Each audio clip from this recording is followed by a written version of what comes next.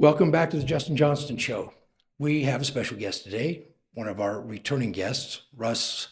Do you go by Russell or Russ Oh, Anderson? either one. Either Yeah. one. And Russell then my Anderson. wife calls me things that we can't mention on the podcast. Yeah. I think that's, across the board for all of us, something like that for sure. Thanks for coming out. Last year was about a year and a half ago, actually, that you came on because it was in advance. It was in the fall 2023. And then the World Strengths Games, Went to Orlando. We took it out of Utah and took it to Orlando Orlando. Then you came back to St. George with last year. Where you attended. Yeah. And there's several records, 19 world records. and that was pretty good. It was pretty good last year, except for it was the heat. Yeah. We kind of had a tryout. I mean, like you and I have been talking off air about tryouts. We kind of had a tryout of our own with the city of St. George, the Washington County, and Greater Zion. They wanted to see how we would do. So we did it in a parking lot, right? You were there. Yeah.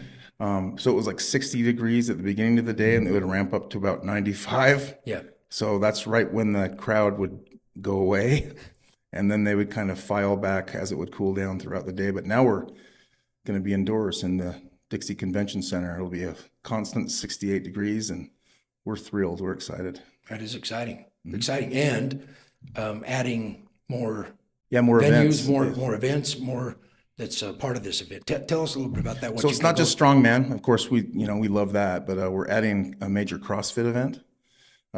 It's run by the people that run the Summit Games, a very successful games that are run up in Harriman at the Real Salt Lake City indoor facility. So big deal there. We're really excited about that.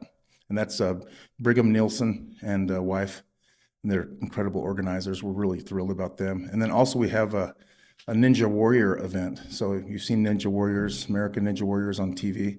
Yeah. It's not necessarily that organization, but it's the same type of principle where it's a confidence course or an obstacle course, and they have to swing and make it through the course in a certain amount of time and against each other. So we're thrilled to have that, and that'll bring in people. And then also USA Wrestling, right? So youth wrestling, mostly youth. They'll come from, all over the West, and they'll be there to be a major wrestling tournament. We're excited about those. Really? Bodies Inside. there. So Yeah. that'll be going on at the same time? Yeah, it'll be going on. Yeah, you'll hear the screams of those wrestling parents and athletes over there. Our kids actually they're wrestlers up at Alta. And so our little boys will be over there. Hopefully the babysitter can handle them. We might have to give her a taser. We're going to have bare knuckle fighting. It's the fastest growing sports organization and movement in the world, bare knuckle fighting. David Feldman's group. They'll have open tryouts there where athletes will come from all over the country and try to get a spot as a bare knuckle fighter. So we're thrilled to have that. And then biggest of all, we have all of our vendors, the expo. With these big events, the success and the money is made with the expo, right? So the vendors. I've been to the Arnold myself, the Arnold Classic back in Ohio. Yeah. We actually had a booth there. I was there with Travis Ortmeyer. And we were right next to the Strongman stage, which is the biggest event at the biggest show in the world. And it's 250,000 people that file through there in 3 days. So it's like a mosh pit. If you need to go to the bathroom, you better plan ahead because you're probably not going to make it, right? And I also learned that you don't go to the bathroom with Travis Ortmeyer because he actually had people asking him for autographs at the urinal, So yeah, kind of awkward. And I also learned if I need to go to the bathroom, go early and go by myself. Yeah, but I digress. The money's made and the success is had in these expos, and so you have to grow the expo. And so that's what we're doing this year. Our focus is going to be inside, on our sponsors and our vendors, and we're really thrilled to bring in those other 4 events. Are you still looking for sponsors? Vendors? Always. Yeah, always. And we have 10 by 10 booths that are very reasonable, $600 each for those, 20 by 10, 20 feet by 10, $1,000. And then we have $5,000 spaces that are 40 by 40s. And then we still have room for an event sponsor. The games themselves can be named after them. The Delta Airlines World Strength Games. I'm just giving an example there. Something like that. We still have that spot available, but we're doing stuff every day, and we're almost right where we need to be. We have 140 athletes that are paid and registered and ready to go from over 20 countries. By the time it's over, it's going to be about over 30 countries, and it'll be the biggest event of its kind in Utah ever this year. Really cool. We're psyched. That's awesome. Are there more athletes that can come in at this point? So, Is it, so we have these worldwide regional qualifiers. I believe we touched on this last time a little bit, Justin. But we have the British Strength Games. We have the Australia Strength Games. We have the Texas Strength Games that's just barely coming on, and we're going to do that, about a month before the event. Actually, that's the Texas Strength Games is in Texas, of course. It better be, right? It'll be in Belton, Belton, Belton, Texas, on April 5th.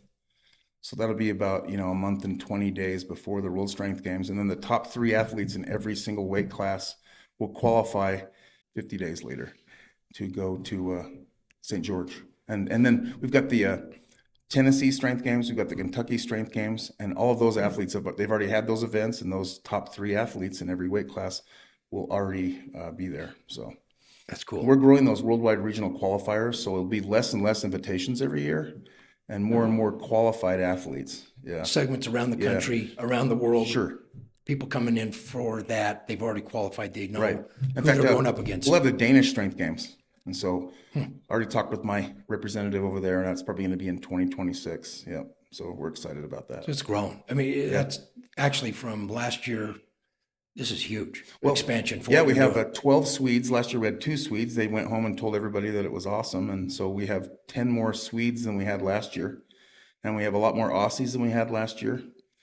And we have groups from all over the world. We even have an athlete from Africa. So super, super exciting. We're excited to host those athletes. And we know if they have a good experience, they're going to go home and tell all the worthy, qualified athletes that they need to go to St. George. It's going to get harder and harder to get there. It's going to get harder and harder to earn your spot. But that's the way it should be, right? As that refining process goes. And, we don't claim to be the biggest or best organization in the world yet, but we're very ambitious. And I think our format, where you have 2 tries on everything, and 1 try on the big stone at the end, I think it's a really cool format. And we've been told that by some pretty credible sources that your format is awesome.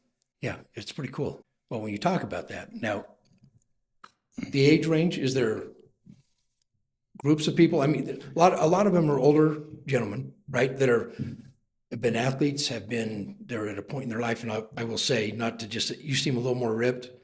Yeah, I'm trying to compete myself a little bit. I'm going to try to break my own world record, which is the Masters 50 through 59 super yoke record. I set that 2 years ago in Miami with my whole family there. Yeah. 900 pounds for 50 feet. I want to get 905, and I'll attempt 800 pounds tomorrow night in Sandy with my crew up there. If I can get that 800 pounds, then I'll literally be 105 pounds away from the world record. And so since Adam and Eve, nobody over 50 has carried 905 pounds for 50 feet, as far as we know. Yep, so I'm excited about that.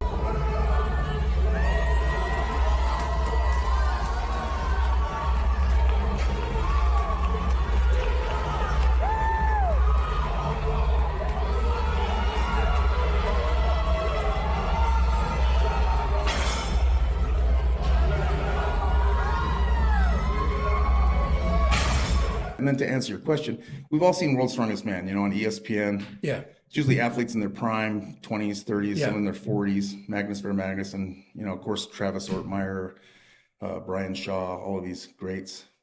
This format is different in that it's got athletes that are age 18 to 80. And we talked a little bit off air about Valerie Silver from Australia. She's one of our big draws and our fan favorites. And that's because she's in her 70s and can carry really big loads. And at any given time, there's men in the crowd thinking to themselves, I probably can't do that. I probably can't carry more than this granny from Australia.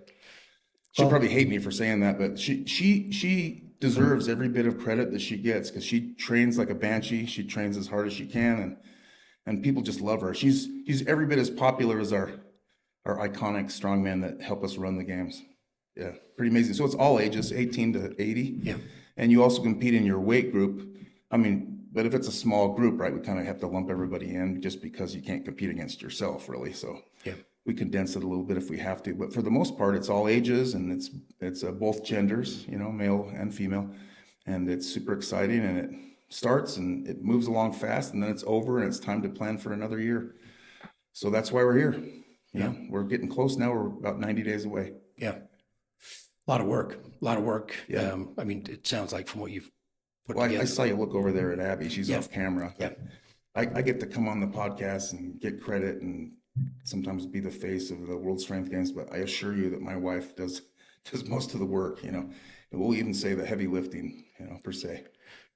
Well, last year I saw how much involvement you had in keeping track of everybody and keeping a log of all that stuff, which is it's a lot of work making sure to do that, right? Oh, it's a lot of work, and we got a lot of great volunteers. You know, a lot of the people that help with the World Strength Games, at least at this point in time, they're not doing it for anything but a T-shirt and a pat on the back, or you know, a chance to hang out with Magnus and Travis. You know, I would go for that if I was offered the opportunity to volunteer, because that's a chance of a lifetime. But the other thing that people don't realize is, you know, just how grueling it can be to rack those weights and load those weights for the athletes. I've done that myself, and that might be every bit as hard as being a competitor. I saw that last year. yeah. I was surprised at somebody. Of course, it always happens when somebody's trying to do that max load, right? I mean, they've got what's the farmer? Yeah, the farmer's walk. You know, I mean, they load that up. They may only get 10 feet, Yeah. right?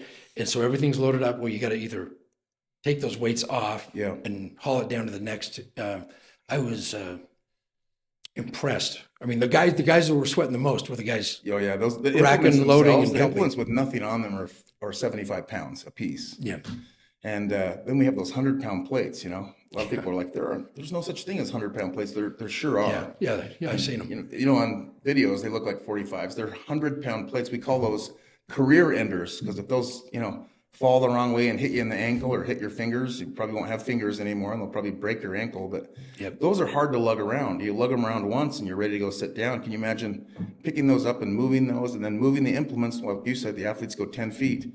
Well, you got two choices, you know, move it back to 10 feet, but you're probably going to have to take it back down to the other end because the other athlete finished in the other lane. Yep. So that's kind of a thankless, tough thing, is, you know, the duties and requirements of our loaders and rackers, and we sure appreciate those guys, and we're trying to make it worth their while. Yeah, This year we're going to have some kind of twists that I don't want to let completely out of the bag, but we have a cool apparel sponsor now that's going to provide jerseys, and there'll be jerseys available for some of our stars like Travis Ortmeyer and Magnus Ver Magnuson, and maybe a few others that we have up our sleeve. But that'll be really, really exciting. We'll try to make sure that our volunteers are all taken care of. And we draw some of our volunteers from the Huntsman Senior Games down there, you know, the people that are in their 60s and 70s and 80s that are there for something to do. And the cool thing about volunteering at the World Strength Games is nobody's going to be bored. It's not like sitting at H&R Block, you know. It's pretty exciting stuff. well, when you're around the athletes, there are people that are training. I mean, it's not a passive, like you say, at any level. And I think to watch how they interact with everybody, I saw that interaction. I saw it, and it's you know, they're patting them on the back. They're doing it, and we're talking about a sport that is, well, before we went on air today, we were talking about team sports and individual sports, and you know, lifting weights in that way, right, is Right. pretty thankless. You know, I mean, it's on a personal level. As you get older, the injuries, the recovery. You know, a small injury. I mean, these guys could be preparing right up to the end, and of course, you have to keep lifting. You can't take all that time off. I don't know if people understand, because they're pushing it, right? They're not. I think the last time I tried to max out on anything was probably 30 plus years ago, right? As soon as you said max out, my eyes got bigger. That's when the injuries come, you know what I mean? Yeah. We all like the ego boost. Yeah, And I think as you get older, you know, you want to try and hang with the young guys as much as possible. That's where the trouble starts, right?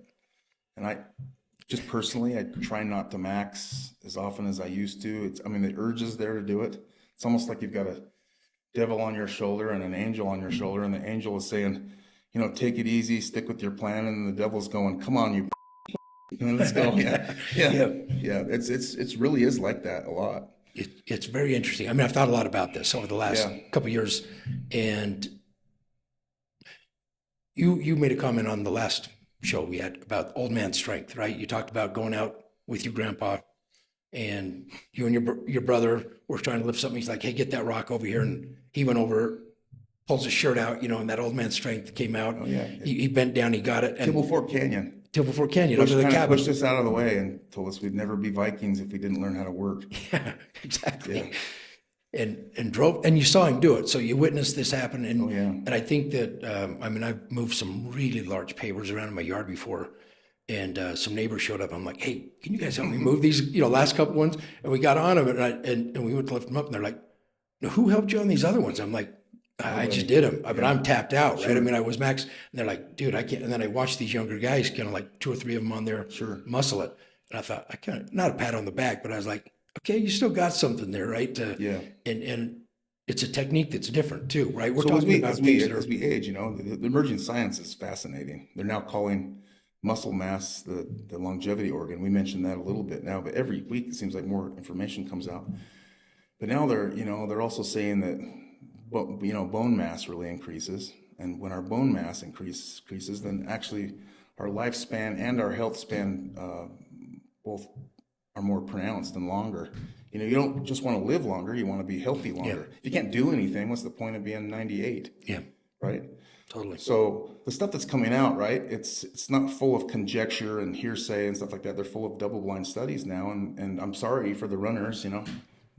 I have runner friends and people in my church that enjoy running, and that's great. It's fantastic. Cardio has its place, right? But I think a lot of them are disappointed that it turns out that weight-bearing exercises actually are the most healthy for human beings. That we're actually, we have this meat suit on, but we have a bone frame underneath it too. And I mean, what happens to astronauts when they go out in space? One of the biggest challenges for Elon Musk and the others of sending astronauts to Mars is by the time they get there, that they're emaciated, like prison camp survivors, and how are they going to make it back, right? So they're going to have to create artificial gravity just to maintain the health of these astronauts, so they can not just go to Mars, but they can make it back, so it's not a suicide mission. But same thing to a lesser degree applies to us here on Earth. If we're not doing weight-bearing exercises and building muscle, then there's no reason for that bone to thicken. And then as we age, we break a femur or we break a hip, and then we end up in the hospital, and then we get pneumococcal pneumonia, and then we die early. That's how it goes down for a lot of us, or could or would. But we can change things now by making choices in our 20s, 30s, 40s, 50s, and even 60s. So when we get to our 70s and 80s and beyond, that we can live longer and feel better. Yeah, and you said that from the beginning. I think 30 years ago, what we've learned about that, right? Yeah. I've got friends that are runners, and I actually ran into one the other day. And from the last time I saw him, which was only a couple months before he was running heavy, his shoulders, it pulls that muscle, right? His shoulders, pecs, chest. He's really thin. His legs are, but almost a modified build, right? I mean, you would think as a guy to get something like that, but they're going endurance, so their energy is coming from pulling from the muscle, right? It's burning muscle.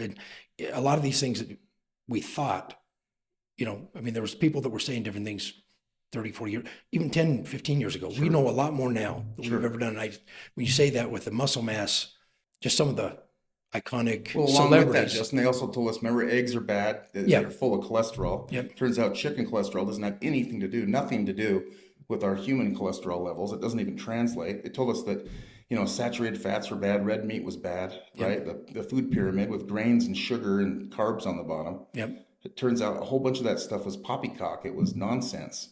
Almost the reverse. Like it was actually the worst thing that they could do. Like get rid of the butter, get margarine, right? Get all these seed oil, and things like that. That it's really hard unless you're, the average person to actually track who you're getting that information from. But the studies have proven that.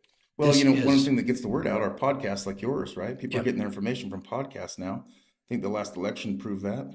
Yep. They're getting their information from more credible sources, right? That don't have an agenda. They'd just rather tell the truth. That's what we're trying to do here right now, and then, damn what happens. Let's just tell the truth and see where that goes. And so I think people are a lot more selective about where they're getting their information now, which provides for a better life and a better plan. And my kids, you mentioned margarine. I don't think our kids even know what margarine is. I think if you ask my kids, would you like some margarine? They probably would say, what's that? What's margarine, right? We don't buy that. We don't get that. And, we talk about, how many things are bad or going wrong or they're not as good as they used to be. A lot of things have improved. A lot of things have gotten better. Yeah. So as we pick and choose what things we want to keep in our lives and get rid of. There's so many good things now. You know, there's so many regenerative medicine. We've talked at length about that stuff, but you're in charge of your health. You're in charge of your choices. I think it's exciting to have our FK Jr. come in. I think it's really exciting to have him come in, make America healthy again, right? Yeah. I think that's super, super exciting, and that should benefit people on both sides of the aisle. You know, he was on the left. You know, he's Democrat. He was on the left, and what I think is, if you don't have your health, what do you got? You got nothing, right? If you don't have your health. But more and more and more, we choose that. We pick it. It's not based, you know, strictly on our genetics, or we're predisposed to all these things. A lot of our longevity and our quality of life is based on our choices, the choices we make. You know, we can't claim ignorance anymore. There's too much information out there. Yeah. You don't have to hit the encyclopedia either. You can use Grok or AI like I do and come up with amazing, incredible cross-referenced facts right away, and I think that's the best use of that incredible technology. You know, when the technology was coming out, I actually had some fears that it would be slanted, right? I just want to know the truth, right? Sure. Grok, you know, I've been using that. That's quite amazing, actually. Yeah. I bought Genie. I think I had the Chat GPT, you know, paid the subscription for it, and Elon came out and said, you know, hey, you can use this Grok on X, and I tried it a couple of times, and it's like, wow. I mean, it spit out stuff that was. Oh yeah. I thought non-bias, where I think I've told people on my podcast before, I was a little let down that I think that there was some biases, you know, and not to get into that. That's not this, but it is ignorant of what it takes to be healthy, right? Yeah, oh yeah. And I still hear a lot of people, you know, have varying degrees of views, and I think we are built differently. You know, I mean, I see some people, they got different size, you know, different builds, structure, all these exercises. I'm just not going to build the same way, right? And I think they're probably right in that structure. That doesn't mean healthy wise, right? And there's vanity muscles, and then there's, you know, so to speak, I guess, in functional muscle, right? Functional. So, but you know, that's where a coach comes in. Yeah. You know, I talk about Travis Ortmeyer all the time. He doesn't just train athletes that are elite athletes. He trains laypersons also. They come up with meal plans, and you have a plan, you have a coach, and they make you responsible and accountable for your time with them, and also your in-between time. And I think we need coaches. I think coaches are the way to go. It's not going to break the bank. Have somebody that has you train the right way, eat the right way, sleep the right way, hydrate, right? And then get the proper nutrition. That makes all the difference in the world. You need to have a kind of a guide. You wouldn't think about going through the jungle without a machete and somebody that knew the way. Yeah. And sometimes we need help with the metaphorical jungle, you know, somebody that can help us through all that stuff, because there's so many choices now. Yeah. You know, take creatine monohydrate, right?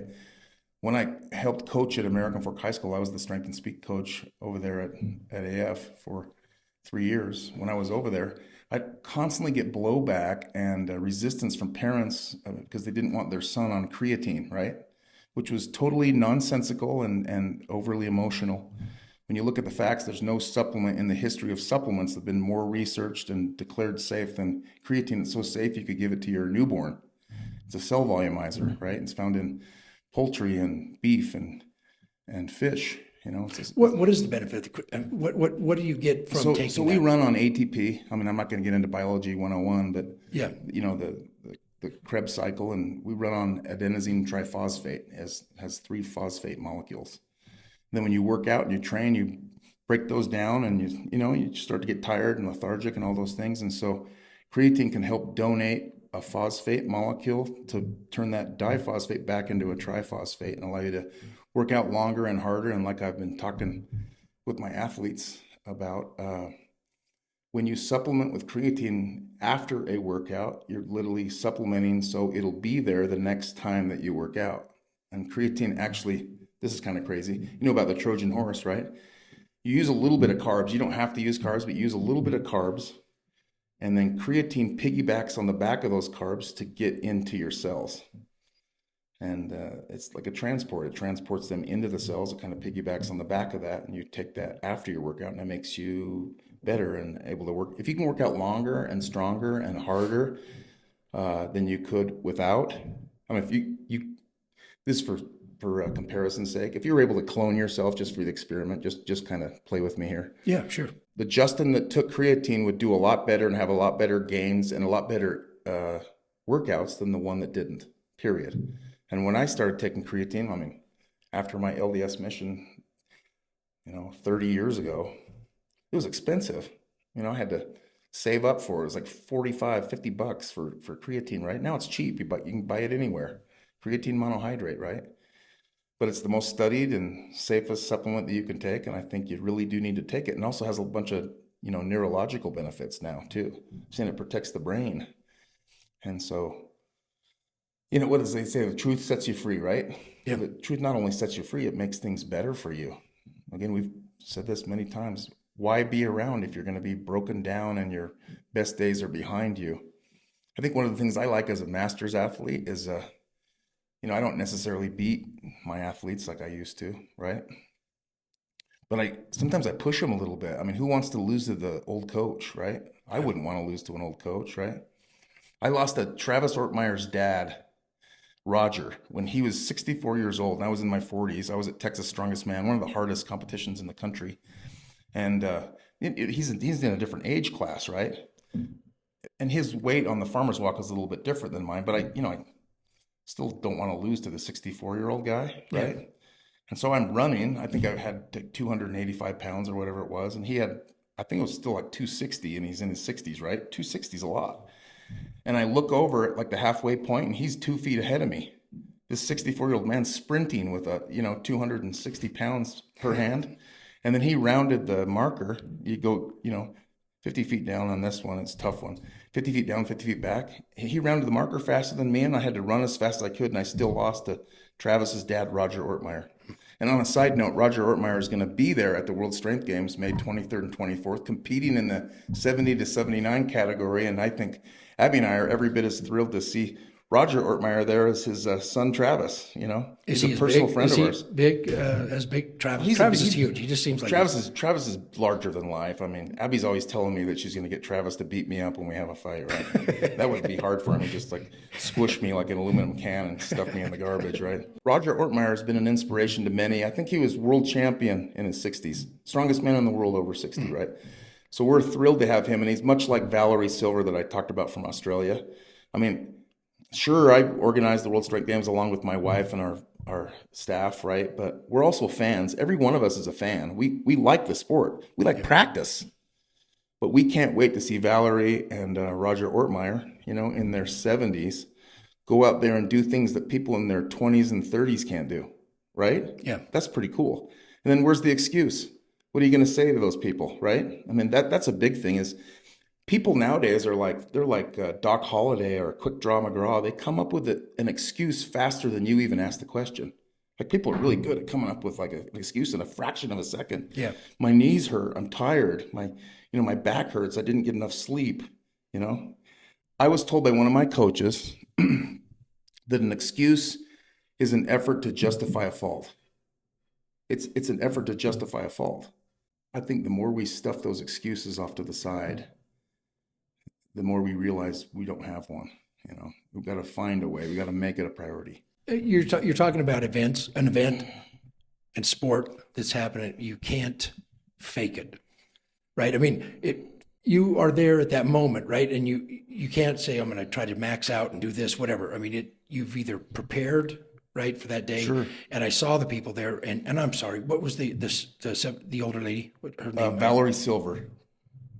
Valerie Silver. The Aussie. Yeah. The Aussie.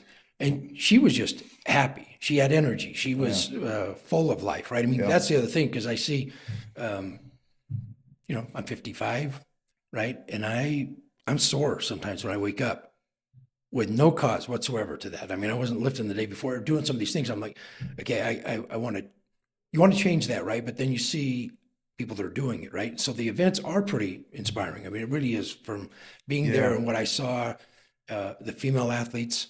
I mean, watching some of them, right, break some records that were like, it's not the biggest, there were people that were a little more stacked, that to see who could do what was pretty impressive, I thought, you know what I mean? Because if you looked at him, you'd think, man, he's going to blow him away. Not to they're obviously working too. They're on a different Can't level. tell a book by the cover, can you? You, Cannot you tell. definitely cannot. And we're as guilty of that as you are. We as a staff, we say, this so and so, this guy right here, he's gonna blow that other guy away, or he's gonna blow that time away. And sometimes the big guys, the big ripped guys, don't do as well as the wiry guy. Yeah. You take like a little monkey, what's that little monkey gonna do? Tear the car door off and throw it off to the side, right? Yeah, 'Cause exactly. I guess it just shows you, it's a little bit of wisdom for life is you cannot judge somebody. You have no idea what's behind that, We talked about those those GMC Cyclones when we were kids. I mean, it looked like an S10 pickup, right? Yeah. But what you didn't realize is those things beat Ferraris. They'd be, like 4 seconds, 0 to 40 in 4 seconds. Yeah. I think a lot of car titles were lost to those S10 looking pickups that could go as fast as a bullet bike, right? But that's one of the things I like is however it comes up, sometimes people say, you don't look like a strong guy, right? And that's just as wonderful that I don't look like a strong guy, yet I can do some pretty crazy stuff. And then you add the age thing to that, right? And then you can see the look on their face. That's just like, this guy's a liar. He's a liar. There's just no way, right? So that's when it's kind of fun. And here's where the ego stuff kicks in. But you pull out your phone and say, there I am in Miami carrying 900 pounds for 50 feet in 22 seconds. And they'll look at it and say, that doesn't look like 900 pounds. Well, it is. Yeah. And you're also carrying your body weight. And your shoes are going as flat as credit cards, And it's a crazy sensation. But I think the big thing for all of this is people like to watch it. Right there with bare knuckle fighting, strongman's one of the fastest growing spectator sports in the world. But here's where it's different.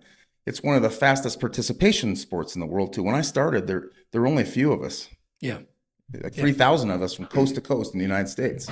And everybody knew everybody, basically. Now, hardly anybody knows anybody. There's 4 or 5 big organizations, and I could say federations. We don't really consider ourselves a federation. We consider ourselves a tournament, right? But there are 4 or 5 big ones that have great athletes, and every single organization has incredible athletes that knock your socks off, and it's growing like crazy. And so we're thrilled about that. And we're also thrilled that, we'll have tryouts for bare knuckle fighting there. Abby and I got to go to the bare knuckle fighting 65 in Salt Lake City, where Travis Ortmeyer attempted the world record with that 402-pound Magnus stone that we'll have as part of the games again. It's now becoming very famous. Yes. And many are telling me, these are good sources who have lifted both, that it's a lot harder to lift and carry than even the world's most popular lifting and carrying stone, the Husafell stone in Iceland, right? Because it's thicker. And so it carries differently, right? And if you notice on the videos, a lot of those athletes attempting the Magnus stone had to pick it up. It looks like a big tombstone. Yeah. They have to lift that thing up and then kind of push it away from them and cup it with their hands as a 402-pound stone, and then slowly, like a sloth, pull it up towards their body. And then once they do it, and usually on the video their legs are shaking like Elvis Presley, they've got to pick that stone up and go 24 feet and then turn around and come back the other way. And Yeah. those Magnus stone videos are the ones that have 20, 30, 44,000 views. They went viral. Yeah. And it's just amazing to see people do superhuman stuff and know, like you were saying before, that it's not fake.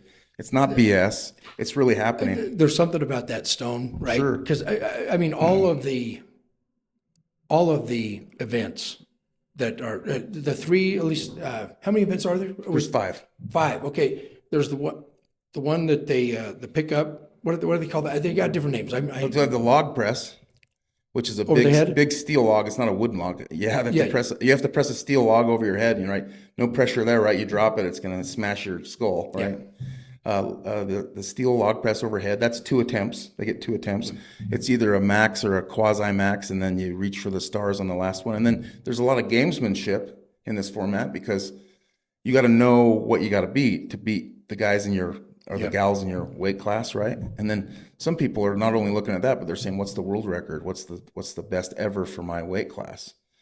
Which is one of the big pushes of the World Strength Games, is we're not just there to declare a champion. We're actually there to try and challenge some of the greatest records ever per weight class, right? Yeah. And after the log press, we have the farmer's walk that we already talked about, where you have steel implements that have It's like cheese grater grip on them, right? You might lose your hand like a Yep. like a piece of cheese, but you're not going to lose your grip, right? Often we have to take super glue from the Dollar Tree, right? And glue people's hands back together so they can continue the competition. In fact, Yep. most gym bags at the World Strength Games have a couple tubes of super glue so they can repair their hand mid-contest, right? And that's two attempts also. So, you're seeing how everybody else does, and you usually want to get an opener that you're on the board, you don't get a zero. And then again, like we said before, on your second attempt, which is your last attempt in our format, you reach for the stars, enough to beat the people in your group or as many as possible, or possibly even the most ever. The most ever carried by any human being in a competition was 455 pounds. Last year, our athlete that won the whole pro division, he did 430 pounds. So he missed the world record by 30 pounds. Think about that. That's 430 pounds per hand. Yeah. 860 pounds, right? That's a lot, right? A 430-pound deadlift with two hands is decent, right? But an 860-pound deadlift is awesome. Now these are independent implements, so you got to pick them up, and after you pick them up, you're not done. You just started. Yeah. Now you got to go, because you got 1 minute to go as far as you possibly can. And this is where the drama builds and the excitement builds. A lot of competition, most competitions have preset weight, and then the athletes prep for it and get ready for it, and they're trying to work up to that preset weight and then go faster than the other athletes. They're trying to go faster than the other athletes. We give the athletes usually 50 feet, and they just go as heavy as they possibly can. It's more like a drag race than NASCAR. So they're trying to go 300 miles per hour. So the one, I mean, they could actually put it down and then pick it back up. They've got 1 minute, and if they get it, Justin, like you're saying, in 59 seconds, 0.59, right? You got it. As long as it's under 1 minute. You can have a guy that goes 10 seconds that's 5 pounds lighter. You beat him if you're heavier. Yeah. As long as you complete it. And then with the farmer's walk, both implements, because they're independent, both have to break the plane of the goal line, if you will, kind of like football. Yeah. And with the super yoke, which I'm going to mention next, because it's one unit, if one skid crosses the line quicker than the other one, the scorer stops the clock and it's cross. But with the super yoke, which is, arguably the hardest event in strongman, I've had some 4-time world champions tell me that it's the hardest event of all. Many call it the soul sucker. The super yoke's called the soul sucker because it sucks your soul out of your eyeballs, your eye sockets, right? I personally, every time I go anywhere around 4 times my body weight, I usually have auditory and visual hallucinations, which I have to ignore. Yeah. So I realize as soon as I pick this up, there's going to be things that I see that aren't there, and there's going to be things that I hear that aren't there, or they're distorted. Like you could be saying, "Go, Russ, let's go." When you pick up 900 pounds, it's "Go, Russ," right? Like that. So it's bending time and space. That's the term soul sucker, right? Yeah. But you got to pick that thing up, and then you can't take big strides. You have to take these little choppy steps, because literally, again, and you're carrying that 800 pounds or that 900 pounds plus your body weight per step, and you're literally falling into those steps, and you're blocking it from touching the ground. That's what you're doing, like a goalie. You're stopping it from touching the ground, and you got that minute to get across the line, and that grueling, like surreal, visceral carry of a 900 or 1,000 pound yoke gives way to pure elation when you finish. I mean, it's like scoring a goal or hitting a grand slam or scoring a touchdown or a knockout punch. You can't contain yourself. And again, it's super, super visceral and natural, like a warrior, right? Yeah. And you can feel it. And then you can relate to other athletes. And you talked about the camaraderie. Yeah. I want to touch on that for a second. I played a lot of sports just like you have. With our upbringing, I think we spent more time on the sports field than we did in church, right? Yeah. Just constantly playing sports. And, you learned a lot of good lessons from that, being a good sport and trying your best, and, practice makes permanent, right? Well, the thing that I love most about strongman, and I think Abby would agree with this, is the camaraderie. Most athletes don't have little squabbles. Of course, there are some, but less than any other sport, because I think everybody, to a man or a woman, usually wants the best athlete there to win. There's some honor in that, right? Yeah. I've been beaten far more times than I've won. But the athletes that have beaten me have all of my respect. And I've never said, well, he cheated or he did this or that or the other, right? Some have probably been on steroids, you know. That's probably a good suggestion when somebody's in their 40s and they have zits on their back. They might be on steroids, right? But I've lost to people that have been on performance enhancing whatever, right? I don't care. I'm a libertarian. Again, that's kind of the way our organization looks at it too. It's kind of like playing Alabama in football, right? And they're probably going to kick your butt 52-7 or something like that, right? But you also have a chance to cut the head off a giant. And I know for myself, I always look forward to the opportunity of beating someone that I have no business beating. I've beaten world champions and pro strongman athletes, beaten them. And they knew it and I knew it. That in that moment, that for that second, for that centon, whatever it was, I was better than that world-class athlete. And they know who they are, and that happened. It really happened. So you get your opportunities to play a David and sometimes beat a Goliath. And again, that's one of the things I love about our format. I get told all the time by Magnus and Travis and Bill Kazmaier and others, you really have a cool format. It's just neat, right? I was just told that by Tom Stoltman, the reigning world's strongest man, that he likes the format and thinks it's cool, right? So all those things are gratifying.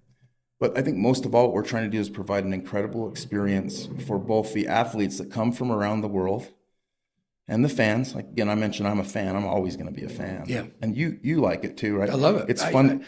I was blown away. Actually, the camaraderie, I never, when somebody did make that mark, right? Didn't matter the class, if they were competitors, they were elated for each other, right? Oh, sure, yeah. I think the ultimate paradox of strongman is it's you against you. It's Justin against Justin. It's Kennedy against Kennedy. It's Abby against Abby. It's Russ against Russ. Nobody's running out there to tackle you. If they do, they're in big trouble, right? We'll have security remove them, right? But for the most part, it's you against you. And if you've been training properly, then rehearsals have gone well, right? Now it's just time to show off on a worldwide stage. And I say worldwide stage, that's what we've finally done, Justin. Yeah, you put it together. We've It's a finally done worldwide that. stage. In fact, you know what? Our next step is into the big time. It's no more this, we'll see how it goes type thing. Well, last year there were some times during midday when the staff and the athletes were like, bro, this is a little hot, right? But we pushed through and, we impressed the powers that be. We had more or less a tryout. We had 1,100, 1,200 people a day there, spectators, right? And those stands would be full. And then when it got hot, they were empty. Yep. Right? It was just grueling. And there were people there that had second and third degree sunburns. It looked like they saw UFOs, right? But now we're going to, moving up to the Dixie Center, it's not cheap to be in the Dixie Center, right?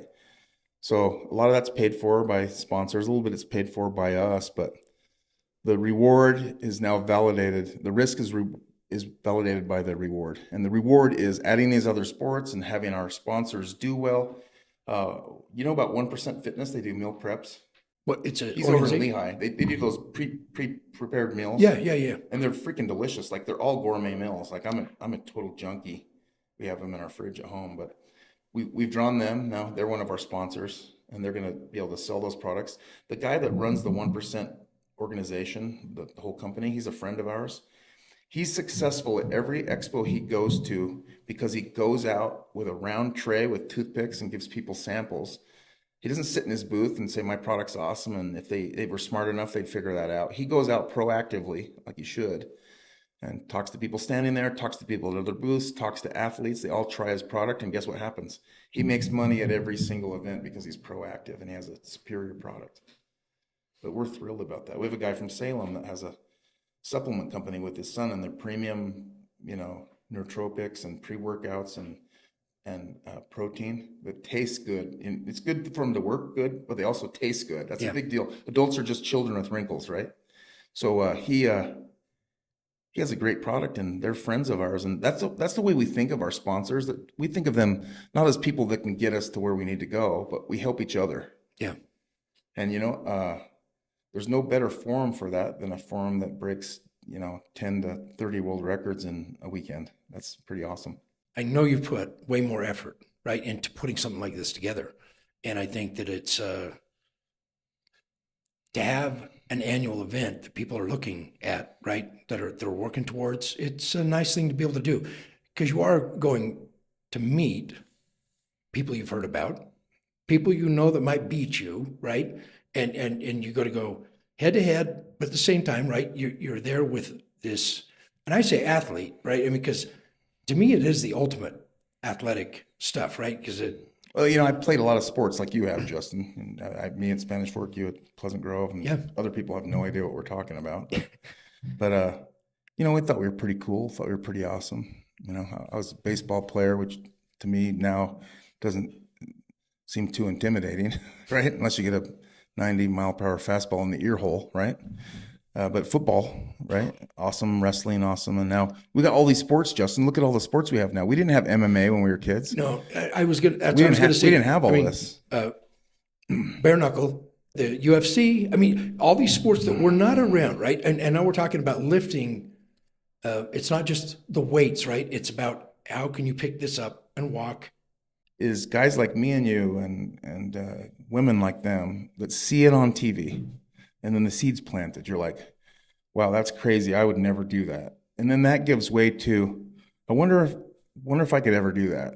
And then that gives way to, well, I know some people that are doing that. And then that gives way to, I think I want to try that. And then that gives way to, oh my gosh, I didn't do that bad my first time. And then, they call it when you work out 2 times in a row or you try it 2 times in a row, they call that a streak. And it's those streaks, not in your pants, but series of streaks, right? And sometimes when you yoke heavy, you get streaks in your pants too, yeah. So it's those streaks where you're improving, right? Yeah. Sometimes it's 1 more rep, or sometimes it's 5 more pounds. Sometimes it's 1 more rep and 5 more pounds. You make these little incremental victories that are better than you used to be. Even though you're aging, you're getting better than you used to be. And then the sum total of that, if you keep going, I mean, they're called, when you have a personal record, it's called a PR. A PR, right? You get enough PRs, then those become state records, we'll call them SRs, right? And then those become NRs, national records, right? And you get enough PRs in a row, they become WRs, world records. Again, it's you against you. And if there's a record that's sitting out there in your weight class and you keep improving, doggone it, I think you can do it. I mean, if you have the right people and you have the right mindset and the right nutrition and you're sleeping and you don't have too much stress in your life, and we all have a little bit, world records fall. They do. We set or broke 19 world records last year. We had 1 year where we broke or set 30. We have over 120 world records. The cool thing about our world records too is, you got all these trolls out there. Usually the trolls, you check out the trolls and you go see what their social media is. And usually they don't even lift, or they have 1 post, or it's video games or something like that. Yeah. Your worst critics are people that don't even train. Don't do it. It's amazing, right? Yeah. But you get people that train that are either jealous or question it or don't think it's legitimate. When we broke the American deadlift record in 2023 in Florida, there was a lot of consternation and stress because we had to use a Texas Power bar, and some people got offended because we didn't use their bar. And I understand, and they have an argument, and they're right. But we used a Texas Power bar because we knew that trolls would say, you didn't use the same bar that the record was set on, right? We knew that was coming. And then we even put it on a scale and filmed the scale and showed that it was a digital scale and showed that it was 45 pounds, right? And everything was legit. But you have to take all these measures now because people just don't believe what they see. But the great thing, what I was trying to get at, the great thing is people really don't criticize our world records because they have access to Google. They have access to the internet. They can Google our records and they can cross-reference those and check them out. When we set out to start the World Strength Games, a whole bunch of the records just didn't have a baseline. There was no record for that weight class or for that age class, right? There was just the big ones, like the big deadlift, the big yoke, the big farmer's walk, the big log press. But now that's one of the reasons, that we started it, is because we wanted to set some of these world records that were like nebulous. There wasn't one. Yeah. So more and more, we don't care what federation or group people come from. We encourage them to keep going with that group and do them all. Do as many as possible. Sure. Who cares? Yeah. I mean, if you could play in the USFL and the NFL and college football, right, all 3, more power to you, right? We just don't care. But we do want you to come and compete in our events, and we want you to take on the athletes that we have, because as soon as you do that, then you're one of them. You're one of our athletes. It's like a hodgepodge. It really is. But it's kind of like remember when they first started, UFC, and you had like Chemo taking on Hoist Gracie, right? You had that 320-pound giant Hawaiian taking on the little tiny guy from Brazil, and like everybody against everybody. We don't really have that, but we have people from all different walks of lives, seminary teachers, truck drivers, military guys, law and fire. We had a guy last year that couldn't even speak English, a guy from Argentina that ultimately won. And I was emceeing with a mic. Remember, I had a mic in my hand the whole day. Yeah. I had to like translate from the mic while I was trying to talk to the crowd because this guy couldn't speak a lick of English. Even the like Mexicans and other Hispanics were like, "You can't speak any English, bro." He's like, "None." Yeah. So I had to translate for that guy. But everybody comes together. I mean, we've talked about that. There's so much camaraderie. Yeah. And when the dust clears, the people who were supposed to win usually do, you know. And then who's going to, our judges are Magnus Fair Magnuson, 4-time world's strongest man, Travis Ortmeyer, Corey Anderson, who's one of the greatest stone lifters in the world, in my opinion. And then Micah Gogan, who runs the Utah Strength Games, one of our worldwide qualifiers. He, for a long time, he had the world record. It was just barely broken last year. He had the world record on the yoke. So nobody was better than him until last year. And he's claiming that he's going to surprise us with a big yoke this year. I can't wait to see it. I hope it actually happens. Nobody's going to be a bigger fan than him. But we got, and there's so much of the unknown, right? I mean, we're insiders, of course. We better be in our own organization, but we don't have any idea what's going to happen. Our big thing is we just hope people aren't injured, and we take every precaution that we possibly can. As you noticed last year, even with the giant Magnus stone, there were people around the guy carrying it, sometimes maybe even too close. And then they had a crash pad that was like rendered an envelope once that stone fell on it. But I think that little element of danger, I think that just adds to the excitement. I think it was like sterile and totally safe, and people had helmets on and Kevlar and gloves and stuff like that. I think that would take away some of that visceral, crazy Viking stuff, Absolutely. I mean, even just, I think, pressing it where you said hands were splitting, you know what I mean? It's not passive, right? And you talk about the personal record, right? For me, I have a real estate company, right? I do real estate and development, and I have people that work for me. And, if you tally up the total of, if you want to say commissions or what somebody made in a year, there's going to be one guy in the state that made more money than anybody else in that year, right? And I'm a journey guy, right? I'm the guy that's like, whatever path you're on, that's your life, right? I mean, if you do it every day, did you beat what you did last year in money, right? And not just money, right? Because that's transactions. It's people, happy customers. You, most of the time, if you're doing a good job, you're helping them in different ways, right? But you build upon that yourself, right? There's no way to get that. You can't force feed that in a, maybe after 5 years, you've seen most types of transactions if you're really active, but it takes time to build it up. So, I mean, that journey, right, is what I try to encourage them to do, right, and beat their own personal record. They know if they're doing it. And what you're describing there, Justin, this, is a meritocracy. We're finally we're kind of doubling back, and America's kind of figuring out, and hopefully the world too, that instead of this DEI woke nonsense drivel crap, right? Who cares if it's a man or a woman, a black guy, white guy, an Asian guy, a Hispanic guy? Nobody gives a shit. Nobody cares. We want the best person to occupy that spot. We don't care. We want to see it. I mean, honestly, the World Strength Games looks like the freaking United Nations without all the dysfunction and stupidity of the United Nations, right? We love each other. Yeah. We want each other to succeed. We don't care. I train a Tongan athlete who's probably the world's strongest Tongan. He's representing an entire island nation, right? And that guy he's phenomenal. He says that he likes training with me, right? He tells me thanks and stuff like that. But I like training with him. It's a privilege for me to train with him. He carries 400 pounds per hand, and he gives up 100 pounds on the guy that carried 430 last year. In fact, the guy that carried 430 that won it all as a pro, I think he was kind of forced, peer pressured, and peer pressure. And it wasn't, let's smoke behind the high school, right? Let's smoke some cigarettes behind the high school. He was literally peer pressured into carrying 430 pounds by an amateur from West Valley, Utah. that I was training, right? Yeah. Who carried 400 pounds as an amateur. Yeah.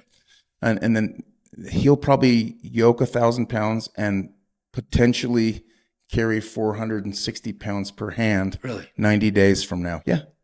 Yeah. We both know, right? It's the ones that like think it, breathe it, live it, sleep it, eat it, chew it, poop it, right? They're the ones that are going to win. Yeah. They are.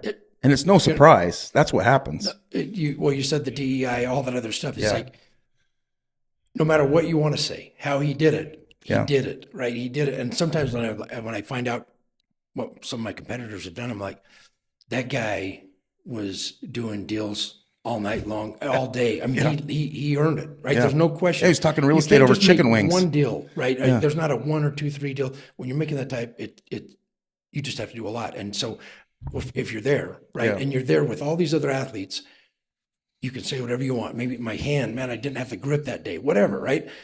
But that guy did it, do Yeah. it. And I think it's inspiring. And the fact that you're combining, putting the bare knuckle, this MMA, all this stuff. I really do question that a little bit, right? Like this came out of nowhere at a time that I would say, at least in America, I would say people are more soft, right? Oh, yeah. There's No doubt not- about that. There's not, and when you see the kids like in sports now, you talk about baseball. I mean, they've got like professional gear, like from, the age. Hey, they're coming- gilded. They're in armor. We're in armor, It's yeah. just amazing to see where it's going. I'm like, I don't know if these kids are better or not, right? Back in the, baseball, when I see these teams and the leagues and stuff like that, are they better overall? Maybe they are, maybe they're not. And I don't know. It doesn't really matter to me on that. I think overall, even though they've taken that leap in, a lot of dads that are investing in their kids and teams and things like that, I'd say America's more soft now, right? Across, Oh, yeah. in many ways. But then there's this group of guys wanting to push it. And I say guys, women, right? I mean, look at the women's athletes. Sure. There was hardly any of those sports that they're Well, it's a competing in now at a high level. counterculture. And what you're describing again is a counterculture. They see the soft people at work. They see the soft people in their families, Yeah. their friends, right? Yeah. Right. And, I got my 10,000 steps in today. That's great. That's fantastic, Yeah. right? You do anything to add some muscle, right? We got away from meat. We got away from masculinity or toxically masculine now and all these things, right? Well, we saw it in politics. The same thing happened before politics in sports. People want to do things that are more visceral, that are more aggressive. That's why UFC is such a big deal, I know. because it's such a good product. Dana White deserves every dollar he gets. Absolutely. Every stinking dollar he gets. And he didn't do that without risk. They risked everything, Sometimes you're in commercial real estate. Sometimes you take risks with other people's money and you get a zero, right? You get a zero. Yeah. We've done it. We've gotten a zero in real estate, but Yeah. nothing ventured, nothing gained. The same thing in life, right? You have to take some risk. And one of the things I've said, I'm 55 years old. I can talk like this now is, I tend to act like the people that I hang out with. Absolutely. Again, when we were kids, Pleasant Grove or Salem or whatever it was, you hung around with the wrong kids. You were shooting out street lights with 22s and blowing stuff up and doing things that my kids can't even believe that I did, right? Yeah.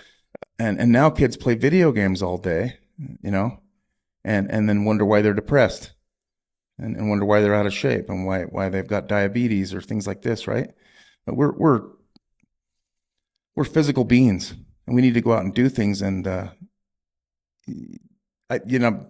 know what it's like to get punched in the face, physically and metaphorically, right? And it's not that big a deal. And it's not that big of a deal because it's happened so many times. And I know what it's like to lift so heavy that you lose bowel control. I know what it's like to break blood vessels in my face and my back and bleed out of my nose and keep pulling the bar up my legs until it's locked out. And that's because the people I've been with, who are some of the best athletes in my sport in the world, expected me to finish. And so I expect the same thing of my athletes. The other day we trained in 17-degree weather. 17. Yep. And your fingertips, you remember you played basketball outside as a kid. Now grab cold steel. Grab cold steel. Sometimes if there's enough moisture in your hands, it's like licking a flagpole. I don't have a gym right now, to put my stuff. And so what we do, Justin, is we load up my truck from my garage where all the stuff is stored, which is enough to tire you out, and then we haul it to a church parking lot, and then we unload it and put the stuff together, and then we train, and sometimes it's 17 degrees, and then at the time when you're ready to just lay down on the frozen tundra and breathe hard, right? It's time to load the truck back up after taking the implements apart with your bent hands, and then take it home. And then if I can, I beg people to stick around and help me load that stuff back in the garage. If you didn't train with us and you just helped load, unload, put it together, and then take it apart and put it in the truck and unload it at my house, that would be a workout. You'd be in shape after a few months just doing that. But, you're going to do about what you want to do in life, really.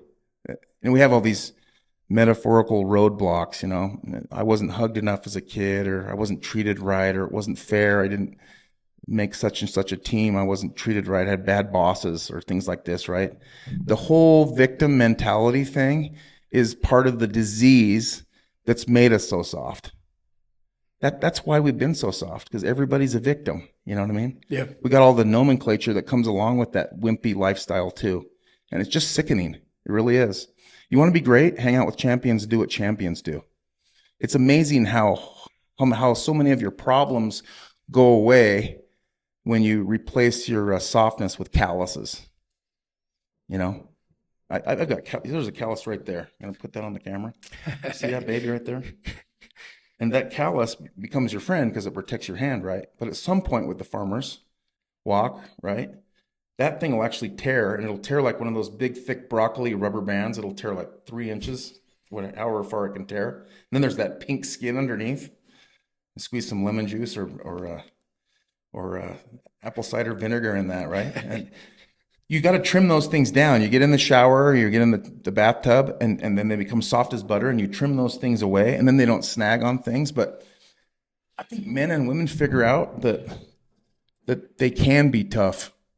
And you're not just tough. You're not tough all the time. There's a time when you don't, and I'm still trying to figure that out and where those lines are. But there's a time when you need to be a little bit vulnerable, when you need to admit that other people have helped make you what you are, what your organization is, and you gotta give credit and things like that. But I think life's tough. On that though, I think if you're truly giving everything you've got, like you say, and then that vulnerability does come when you can't do it, that you can't do it, right? And there's a crowd there.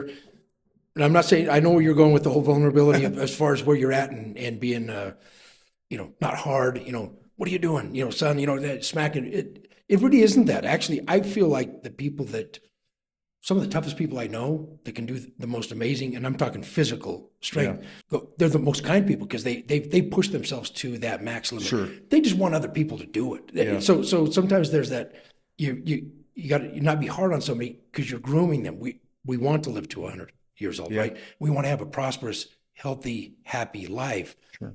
I've got my kids that I want them to do things that I didn't do, right? It goes back to what I was saying before. I'm just shocked at seeing these bare knuckle fighting. To me, I went to that same fight. I was there. Pretty awesome. And there's a guy that was 52, I think. Yeah. And he was fighting a guy, Pedro, I can't remember, San Diego, or Diego. There was a Diego. Anyway, I knew that guy, but I didn't know this other dude that was snapping in, right? They punched each other. I remember the pop, it sounded like a 22. I was just like, oh my gosh, watch, the first of that, there was probably 10 guys that got knocked out almost. I mean, just, they're getting them up off and they're just wiping it. But the guys were there doing it, right? Sure. They were wanting to have that fight. Sure. Right? They were amateurs. A lot of those guys were, at least the ones Can you that imagine those competitive juices before walking in the ring? Just like tingles, right? I was getting cotton mouth watching it, right? Sure. I do that because I know that the guts and the balls that it takes, whatever you want to say that way, to step in there and do that in front of everybody else.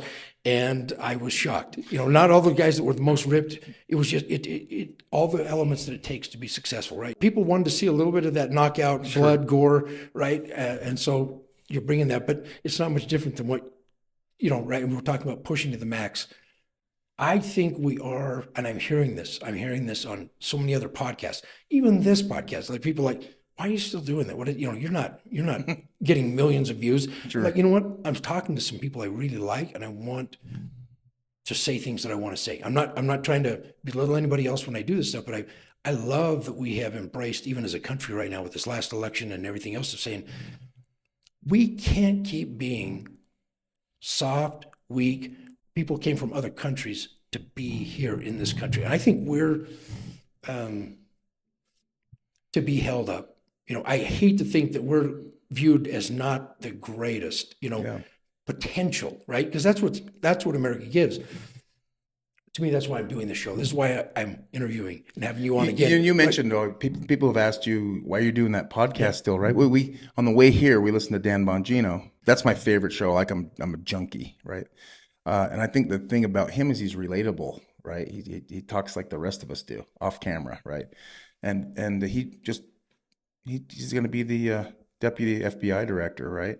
And of course he's going to have to give up that podcast. But he said today, "Oh, you guys are doing a podcast because you can't get a show.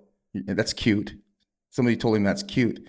And you in your life, and Abby and I in our lives, we've been criticized a lot by those, off color, off the cuff comments and things like that. And don't think that those aren't fuel pellets that we put in our packet. We put those right in our packet, right? And I don't know that we're driven by the desire to shove that in people's faces once we break through, because to a large degree we are. We're breaking through with our stem cell clinics. We're breaking through with the World Strength Games. I'm going to break that freaking world record in 90 days. And I'm not saying that as hype. It's going to happen. Yeah. Probably easily. And my athletes are going to do great. And I get more nervous when they go than I go myself. I don't care really, but they're like your kids. But I think kind of to summarize, we need stuff like strongman. We need stuff like bare knuckle fighting and CrossFit and wrestling and Ninja Warrior and stuff like that, right? Yeah. So we're not couch monkeys. You know what I mean? Life's a participation sport. Sure, everybody does it, right? But why not be the creme de la creme? Why not see what your human car can do? Why not take it out on the track and see what it can do? I think it's only in those moments when you're pushed and you do have some doubts and you do wonder if you've trained hard enough. You do wonder if you've recovered from that injury. You do wonder if those stem cells are working. You do wonder if your wife's pissed and if it's all worth it, right? Yeah. That's when you come through. We drove all the way to Miami, Florida in a minivan from Sandy, Utah with my family. And when Abby and I got down there, we were done with those kids, right? And that was the best trip of our life. It's the best trip we've ever had. It's better than the trips that we flew around in airplanes. Because, we got to see Cajun country. We got to spend time together. We got to eat at Waffle House, freaking Waffle House. My kids had never eaten there, right? You got to get out. Always have that memory. You got to get out and live your life. And you talked about real estate, right? Yeah. There's a lot of people that they realize what a powerful vehicle real estate is. I mean, even people that didn't make their money in real estate put their money in real estate because that's what you're supposed to do. Yeah. It's proven, right? Maybe a good life would be to have a bunch of your money and investment in properties and rolling that money over and getting your butt in shape and eating right and creating as much of that life pizza, put it all together and live the best life that you could live. I think there's elements of everything we've talked about in a really, really good, productive, memorable life that also lifts other people up too. What's your goal? Did you achieve your goal? I don't know. I mean, sometimes the greatest thing that I've ever had happen to me that was a butt kicker is when I did start to hit my goals, right? And I was 30 years old and I'm like, oh shit, I hit the goals that I thought I was, okay, well, it just opened up a whole, right? A new vista of what. And you're like, I could have done more. I could have done more and I'm going to do more. And why am I doing this too, right? So and with age, you get a little bit of that wisdom, why you're doing it, what you can do. And I realized, hey, if I could set things up in a way that my real estate's going to help pay for grandkids or, things like that, different opportunities, right? And have them still have a job, maybe to work in it and maybe influence them a little bit myself, hopefully. But this World Strength Games and what you're doing, I know, I saw the amount of work that you guys did, even just at the event. And I talked to you months before last year. It's a lot of work, right? Yeah. And to do that, it's creating an opportunity for these people to come and do it. Well, I'm thinking about to shatter right records, now in my personal head. I'm records. thinking about the parallels between what we do and you doing real estate, right? Yeah. And then I think a lot of people just say, hey, that's your thing, and they forget about all the stuff in between. Yeah. And when you thought I can't do this anymore, it's not going to work, and the doubts are coming to life, right? I look at even your podcast studio here. That's better. Your things have gotten better for you, right? And I think until you quit, until you give up, until you throw your hands in the air, that you keep trying to get a little bit better, and then the sum total of those push throughs, right, becomes something great.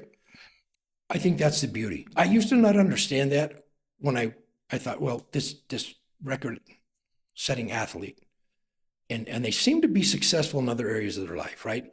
And even more so now, the Michael Jordan, they turn that focus onto something else. It was almost easy for them to some degree, but running a business, doing those types of things, I had coaches that just I hated. I mean, making us run after something or whatever. I mean, they pushed me to the limit, right? To where I was beyond saying F him, right? Or that type of the hell with, I was way beyond that. But I love my coaches because they could push me, right? And I think that's just like any other mentor in business and things like that can point out the things that you're weak in and grow it. But there is something when you can physically, because you say it's beyond physical, right? You max out physically when these guys are doing it. You talked about hallucinations and fighting through that. And why are you doing that, right? I mean, a lot of people say, but it just spills over into every other aspect of your life. And I say, I come to work here and I think, okay, this expense came up. This thing didn't work. Their earnest money is going to go hard, and they're not ready to do it yet, or they're going to kill the deal, and they're this close to make. Every day is a struggle. I mean, look at all the football teams that struggle once they get into the red zone, right? Yeah. I mean, they move the ball down the field. Some of my favorite teams, they do great till they get to that red zone where you got to finish. And I think learning how to finish, I'm sure you'll agree with this. Learning how to finish is a habit. And you get that from coaches and you get that from practice, and you just practice finishing. A lot of times when I'm carrying a big yoke, probably going to happen tomorrow night, right? I can feel my face contorting. I can feel it. I can feel the pressure on my head. I can feel it. And every little nerve and nerve ending and neuron in your body is saying, please put this down. And you tell your entire body how many millions of neurons, right? Nope. We are going to finish. It becomes a habit. It does become a habit. Yeah. And to not quit and stop and without necessarily saying what the reward, a lot of people would say, is what's the reward? I mean, you broke a record and things like that. You can't teach that to somebody else. You can't, it's maybe a different thing that you're looking for, but at the end of the day, it just spills into every other aspect of your life and who you are. And I think we need more of that. I think that's why we're seeing bare knuckle fighting. I mean, the boxing, I saw a thing, Sylvester Stallone. He had kept the gloves that he had. I'm Rocky. Yeah, did you see that little clip that he had? It was kind of going around, and he said, I kept these. The gloves aren't the same. They're more padded, right, for the boxers now. They're thicker, and he says, I keep these, and he talks about this, like, I kept them originally because of the movie, and now I've kept them around to say, because they looked little, they were not as much padding, and guys would break their hands. They would do other things like that, and if they're breaking their hands, that means they're breaking it on your face or smashing your liver up, right? And so, but he pointed that out. He's like, this was it, that, we've done things to change. Now, you bare knuckle fighting, I don't know how much more brutal it gets, like, I'm going to take this guy on. But the point is that we're at a point, I think we've become soft, all of us in some way or another, and we're reaching out for that. And I love it. I love that we're doing it. I love what effort you guys are putting in for this to give these people a chance. I mean, people aren't flying over from Australia and Great Britain to see, hey, can I do this? And I mean, there's not a big prize. We right? appreciate you believing in us when we were just a little seedling, So we appreciate that, and so we're going to have you be the official podcast of the World Strength Games this year. I look so forward to it. Provide access to those great athletes. It's also, I mean, we don't say this all the time, but it's a thrill for us and our little boys to be around these great athletes, right? Yeah. Like it's a pinch myself moment. Like I still there's a part of me that can't believe that Magnus Ver Magnuson's my friend and I can call him on the phone. That Travis Ertmeyer is a family friend that's eaten with my family at the original Pancake House, and I mean, I didn't get those things as a kid. You didn't get those things as a kid, but you're talking about providing things for your family that weren't provided to you as a child, right? Isn't that an amazing thing that you get to do that? I'm so far from being the best parent. I got so far to go. It's ridiculous. I mean, Me too. I'll probably have some serious repenting to do, right? But the things that have made us successful in our business and personal, lives, I think can make us successful as parents too. And I think ultimately you look back, you think about all the good times and memories that you had. We go to spring training. I'm a Seattle Mariners fan. We're Mariners fans. We get to go to Arizona in March and sit on green grass and watch major leaguers, right? Yeah. And you probably didn't get to do a lot of that as a kid. I didn't get to do a lot of that. And No. I don't think our kids realize what an awesome opportunity that is. And gratitude, before we finish, I have so much gratitude. I have so much to be grateful for in my life, Yeah. And it's not me per se. It's the people that I'm around that literally like believe in us and lift us up and give us second and third chances. And just like you, we're gonna make it. We got a good thing going, and we're gonna stick with it. I love this because one of the things I was embarrassed of as a kid was my dad didn't care what people thought. He didn't care. So he'd say things and I'd be like, oh my hell, Dad, why did you say that? And as I've gotten older, it's like, he didn't care because what he did, he truly believed in. And if he was saying something, I mean, sometimes he probably embarrassed himself too, right? As a dad, you do that. But at the end of the day, I really do admire the person that, I don't take shots at people like I maybe used to when I was younger. I like, you know what, that guy's doing his thing. I know how hard that is to balance a family and do this and do all these other things. And so this World Strength game, and you're pushing it, and people are, we have more sickness now than we did before, really, as far as like, health, the diabetes and all these other things. And at the same time, I'm seeing guys that were way more fit than my grandpa, like we could live to our 90s, 100 beyond. I really think that's a real thing if we can do that. But thanks for coming out. Thanks Justin. Abby, for being here. You tell us thanks. We always love coming to visit with you, and we consider you a friend. We think you're great. We appreciate it. Thank you. Thank you. Hey, thanks for watching today. Hope you're inspired, and we'd like you to subscribe and leave some comments. Tell us what we can do better, and maybe what we can have as participation in the World Strength Games. Till next time, life's short, be happy.